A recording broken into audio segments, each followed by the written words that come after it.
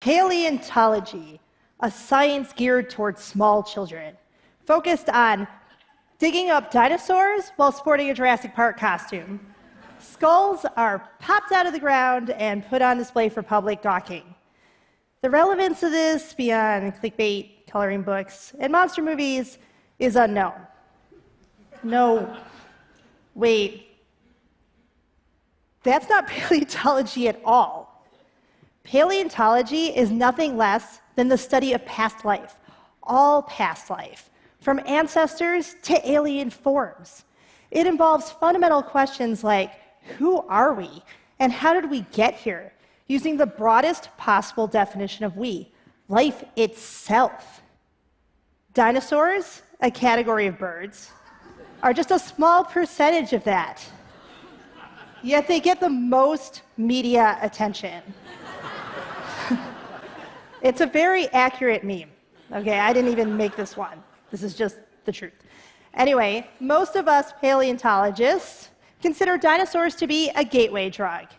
There is so much cooler stuff in the fossil record, and we know so much about it. Let's go on a brief dinosaur-free tour of the last 4 billion years.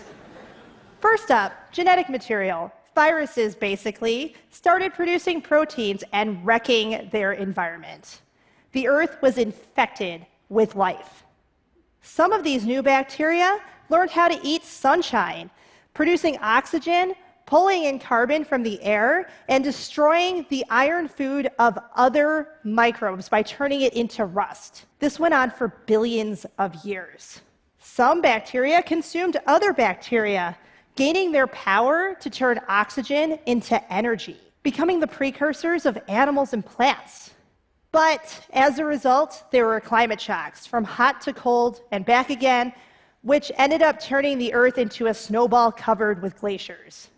The technical term for this time period is snowball Earth. 700, 800 million years ago.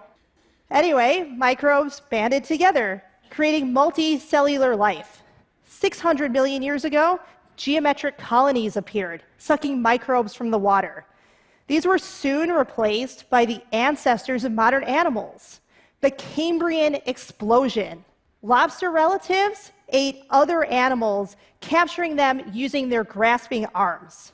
Armored, wriggling clamworms crawled across the seafloor and into it, creating new ecosystems.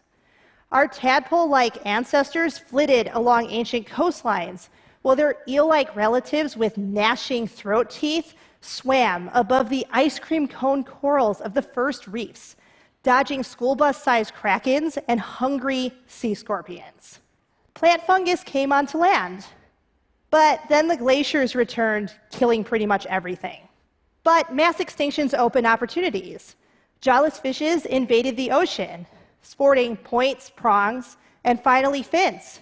Spiders, scorpions, snails, and worms came onto land. Somewhere around China, a fish developed jaws, and its descendants drove jawless fishes, sea scorpions, and branching plankton to extinction. Some of these fishes, which had arm bones in their fins, sprouted fingers, 7 or 8 per flipper. On land, plants became trees, growing massive, or spreading their spores only once before dying.